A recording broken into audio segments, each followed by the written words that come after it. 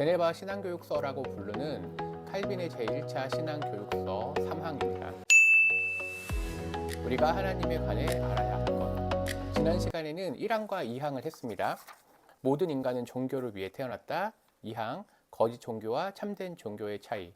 그래서 그 마지막 부분에는 참된 경건에 대해서 우리가 다루었습니다. 참된 경건이란 경외함으로 우리가 표현할 수 있는데, 하나님을 향한 존경과 두려움, 이것들이 나타나는 거죠. 사랑과 결합된 숭배라고 하였습니다. 경건이 주어진 사람은 누구든지 성급하게 자신을 위해 어떤 하나님을 만들어내지 않는다고 하였습니다. 오히려 그들은 참된 하나님을 아는 지식을 하나님께로부터 구하고, 하나님이 자기가 어떤 분이신지를 보여주고 선언하신 대로 하나님을 생각한다고 하였습니다.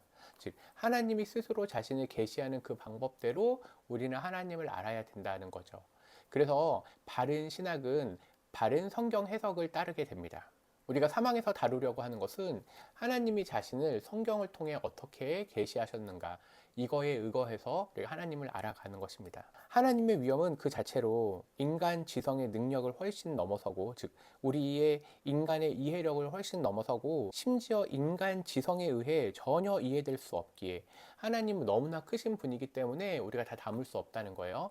조그만 컵 하나가 바다를 담을 수 없는 것처럼 우리가 하나님을 모두 알 수 없어요. 이것을 우리는 신비라고 부릅니다. 우리는 그러한 커다란 광채에 의해 온전히 압도되지 않도록 하나님의 위엄의 고상함을 조사하기보다는 경배하는 것이 적합하다고 칼빈은 썼습니다. 하나님의 신비를 인정하는 것이 먼저 필요합니다. 그래서 우리는 하나님을 다 알 수 없다라고 하는 것과 우리 스스로의 비참함을 먼저 인정해야 된다는 것입니다. 그렇게 시작될 때 우리는 하나님을 바라보게 됩니다. 기독교 강요에서도 역시 하나님을 아는 지식과 인간을 아는 지식을 다루고 있는데, 눈을 들어 하나님을 바라보게 될 때 그 순간부터 우리는 다시 인간의 모습을 보게 된다는 것입니다. 하나님에 대해서 그래서 우리가 조사한다라는 건 탐구한다, 학문적인 연구를 한다는 겁니다. 칼빈은 우리가 신학 공부를 하지 말라 그렇게 이야기하는 것이 아니라, 하나님을 하나님의 방식대로 존경함을 가지고 경배하는 게 마땅하다는 것입니다. 그래서 요한복음 4장 23절 24절을 보면은, 아버지께 참되게 예배하는 자들은 영과 진리로 예배할 때가 오나니 곧 이때라. 아버지께서는 자기에게 이렇게 예배하는 자들을 찾으시느니라. 하나님은 영이시니 예배하는 자가 영과 진리로 예배할지니라. 하나님을 경배한다, 예배한다 라는 건 영과 진리로 예배하는 것입니다. 하나님이 영이시다 라고 하는 것은 그의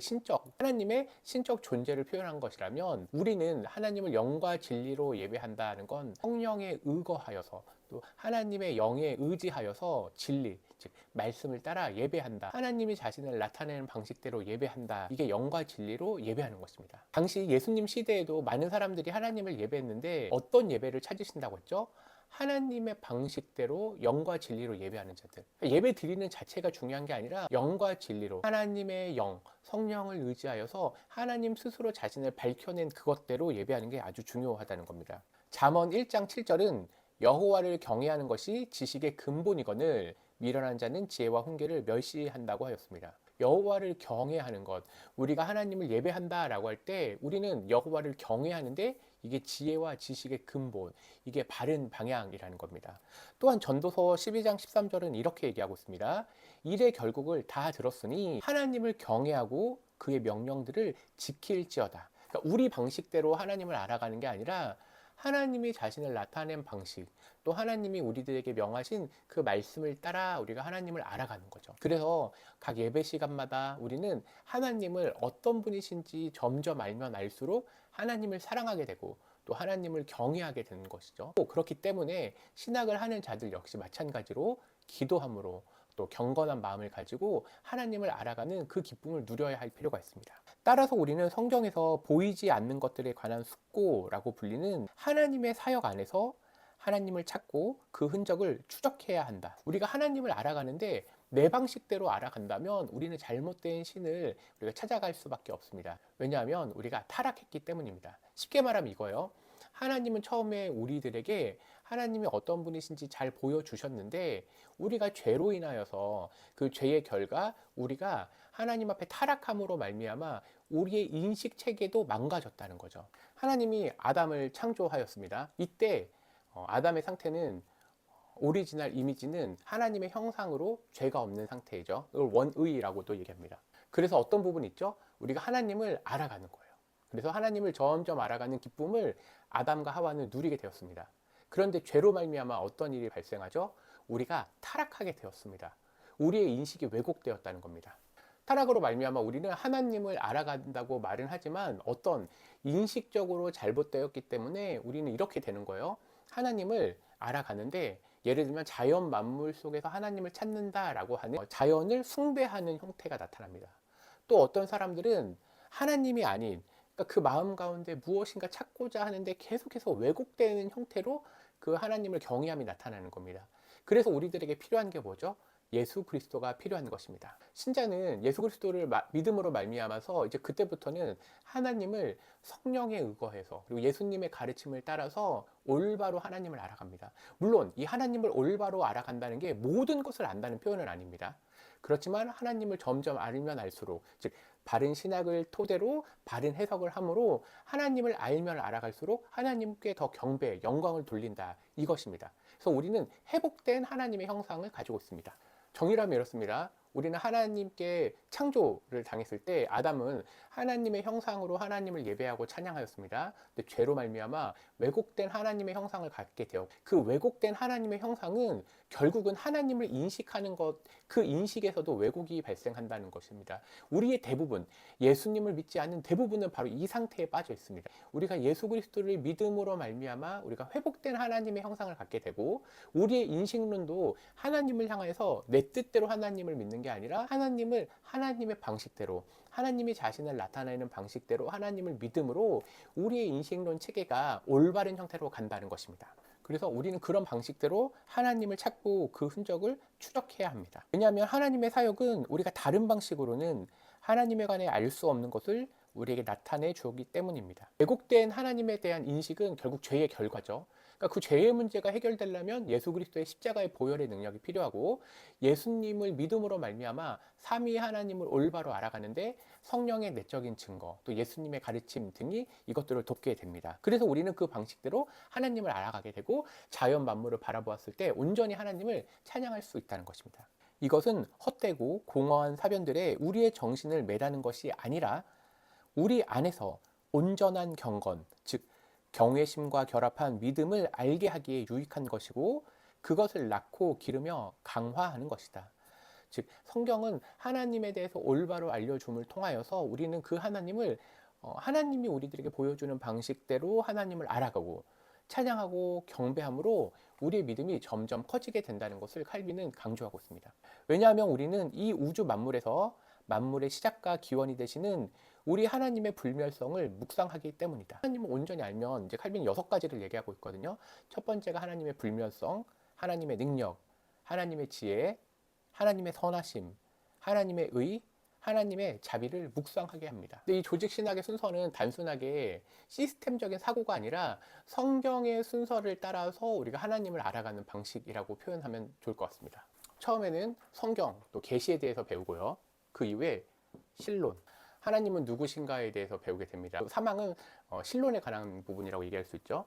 하나님께서 세상을 창조하시고 나서 사람을 창조하셨습니다. 그런데 이 창세기에는 사람의 창조의 그 바로 뒤에 나오는 게 바로 인간의 타락입니다. 그래서 인간론이라고 많은 사람들은 부르는데 저는 인재론이라고 불러서 인간과 죄의 문제. 그러니까 결국은 성경은 초반부터 우리의 죄의 문제를 어떻게 다룰 것인가 그 이스라엘 역사를 통해서 보여주고 있는 거죠. 그래서 그런 면에서 율법이 필요한 것이고요. 자, 그러면 이 인간의 문제, 죄의 문제를 해결할 수 있는 분이 누구시죠? 맞습니다. 바로 예수님입니다. 예수님이 누구신가 자신을 보여주셨고 또 성경에서 예수님이 누구신가 나타나셨습니다. 예수님은 자신이 누구신지를 밝히 보여주십니다. 그래서 예수님이 어떤 분이신지 구약으로부터 시작하여서 신약에서 그리고 예수님의 사역에 대한 여러 가지 설명을 하게 됩니다. 근데 왜 이 예수님의 사역이 필요하죠? 바로 우리의 구원 때문입니다. 그래서 기독론 이후에는 구원론이 등장을 합니다. 그런데 이 구원론을 다룰 때 우리는 개혁주의 전통에서는 구원론 자체를 성령론이라고도 부르게 됩니다. 왜냐하면 성령께서 창조에 관해서는 하나님의 사역이라고 우리가 또 부르게 되고요. 구원에 관해서는 예수님의 사역이라고 얘기하지만 그 예수님께서의 사건을 우리들에게 적용하는 것, 이건 바로 성령의 사역이기도 합니다. 그래서 구원론을 성령론 안에서 혹은 구원론 안에서 성령론을 다룹니다. 근데 이제 성령론을 다룰 때 우리가 좀 조심해야 될 부분은 무엇이냐면, 요즘에는 구원에 관한 부분으로만 설명하기에 이제 여러 교파나 또 여러 곳에서 성령론을 특수하게 다루기 때문에 성령론을 구원론에서 다루긴 하겠지만, 그럼에도 불구하고 성령에 대한 다른 정의들 혹은 성령에 대한 어떤 순차적인 정리를 따로 할 필요가 있습니다. 그러면 구원받은 백성, 이 구원받은 백성이 이루는 게 무엇이죠? 맞습니다. 바로 교회입니다. 그래서 구원론 이후에는 교회론, 그리고 그 교회론 이후에는 이 교회가 주님의 다시 오심까지 어떻게 유지가 되어야 되는지, 혹은 그리고 또 이 마지막 때는 어떤 일이 이루어질지, 요한계시록을 바탕으로 해서, 그래서 교회론과 또 종말론이 등장합니다. 사망에서는 하나님은 어떤 분이신지, 예를 들면 앞에서 순서대로 우리가 어떤 믿음을 갖게 되었는지, 또 그리고 하나님께서 자신을 어떻게 보여주셨는지에 대한 이런 신론적인 입장에서 혹은 계시론적 입장에서 1항과 2항을 다루었다면, 사망은 이제 신론에 해당되는 하나님은 누구신가, 특별히 하나님의 속성에 대해서 칼빈은 6가지를 얘기하고 있습니다. 왜냐하면 우리는 이 우주 만물에서 만물의 시작과 기원이 되시는 우리 하나님의 불멸성을 묵상하기 때문이다. 하나님의 불멸성은 하나님의 영원성이죠. 왜냐하면 우리는 이 거대한 만물의 틀을 형성하셨으므로 이제는 그것을 지탱하시는 하나님의 능력을 묵상하기 때문이다. 하나님께서는 세상을 창조하신 것뿐만이 아니라 하나님이 만드신 이 세상을 보존하시고 섭리하시고 통치하신다는 것입니다. 즉, 하나님은 한번 만들어 놓고 시계공처럼 계신 분이 아니라 여전히 통치하고 계시는, 하나님은 보좌에 앉아서 여전히 세상을 다스리고 계시는 분. 그래서 그런 곳에서 하나님의 능력을 묵상하게 됩니다. 왜냐하면 우리는 확고한 질서 속에서 매우 거대하고 복잡한 다양성을 구성하시며 영원히 그것을 통치하시는 하나님의 지혜를 묵상하기 때문입니다. 왜냐하면 우리는 하나님의 선하심을, 즉 이 우주 만물이 창조된, 그리고 계속해서 그것이 존속되는 원인 자체를 묵상하기 때문입니다. 그래서 우리가 예수님을 알아야지만 그 예수님이 보여주시는 하나님, 예수님을 통하지 않고서는 아버지께 갈 자가 없다고 하였죠. 그러니까 예수님을 믿음으로 말미암아 참된 하나님을 우리들이 알 수 있습니다. 참 신기합니다.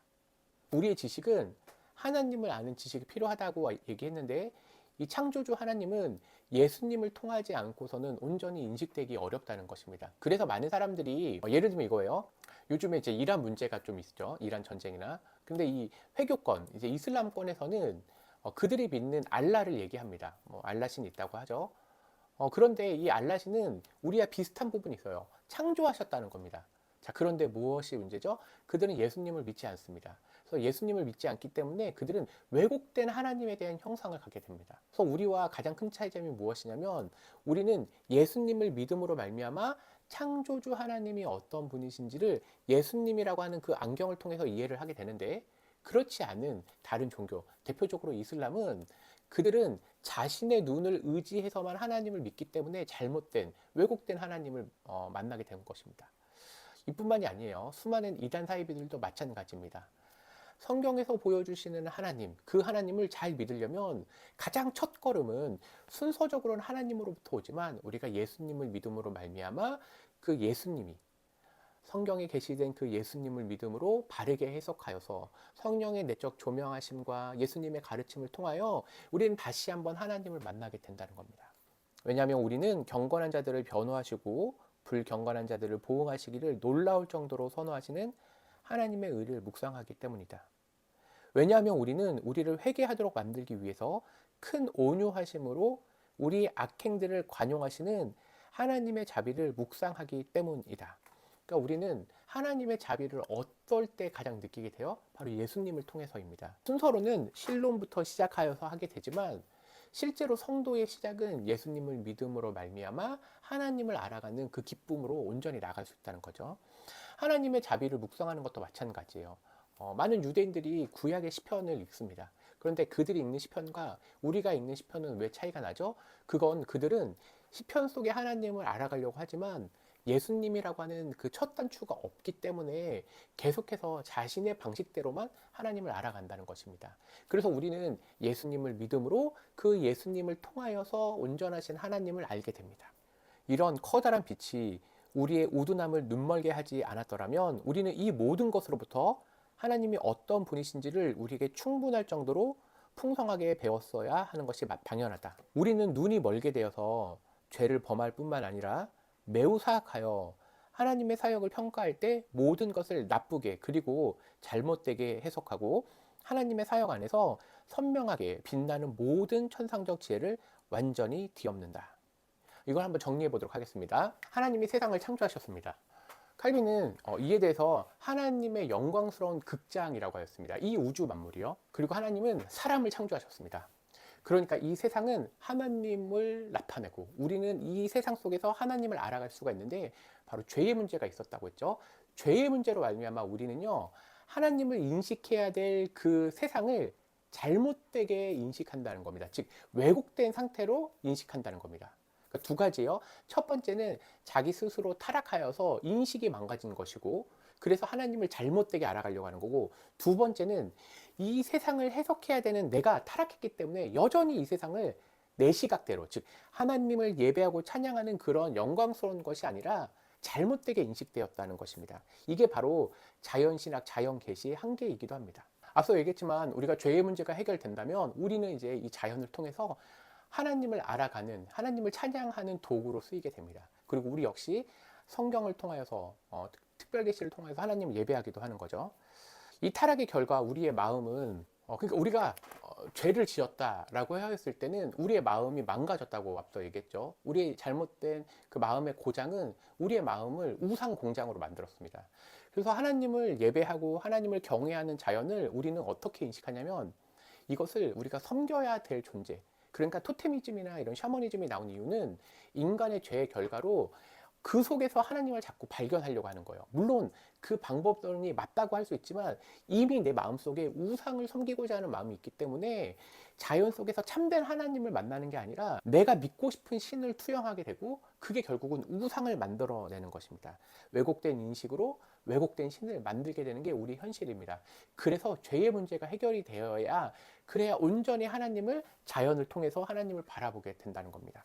이런 대표적인 말씀이 로마서 1장 19절 말씀입니다.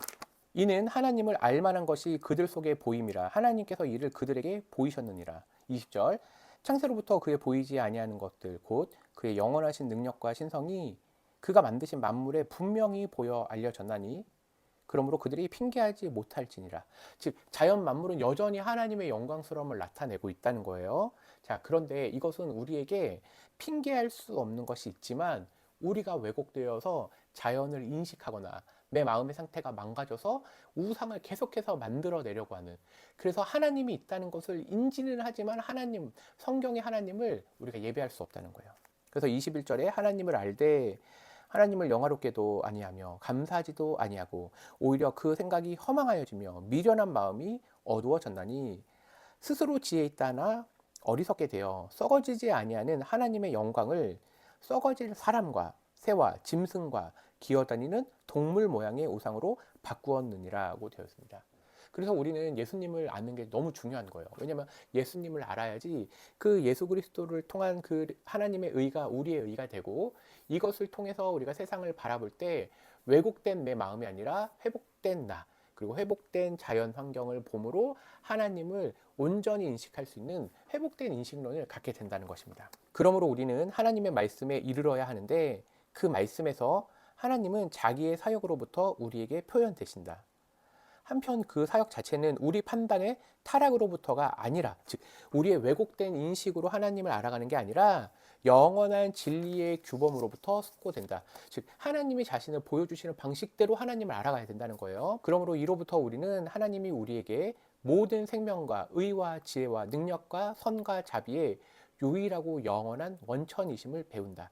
어떤 사람의 말이 아니라 하나님 그분이 원천이라는 거예요. 영원한 원천. 예외 없이 모든 선이 하나님께로부터 흘러나오듯이 모든 찬양은 마땅히 하나님께 돌려져야 한다. 그리고 이 모든 것이 하늘과 땅의 각 부분에서 아주 명백하게 나타나 있다 할지라도 우리가 이 모든 것이 우리에 대해 갖는 진정한 목적과 가치와 참된 의미를 마침내 이해하게 되는 때는, 즉 하나님의 자연 만물 속에서 하나님이 나타내고 있지만 그것의 진정한 목적과 가치와 참된 의미를 알려면 오직 우리 자신에게로 내려와서 주님이 어떤 방식으로 주님의 생명과 지혜와 능력을 우리 안에 드러내시며, 이 방법이 예수님께서 십자가에 죽으신 사건이에요. 그래서 예수님을 믿어야지만 온전한 인식론이 회복이 되는 것이고요. 무슬림뿐만이 아니라 다른 종교도 마찬가지예요. 그들은 계속해서 마음의 왜곡된 상태, 죄 아래서 잘못된 신을 찾아간다는 거예요. 이 방법, 온전한 방법을 회복하려면 예수님을 믿을 수밖에 없다는 거예요.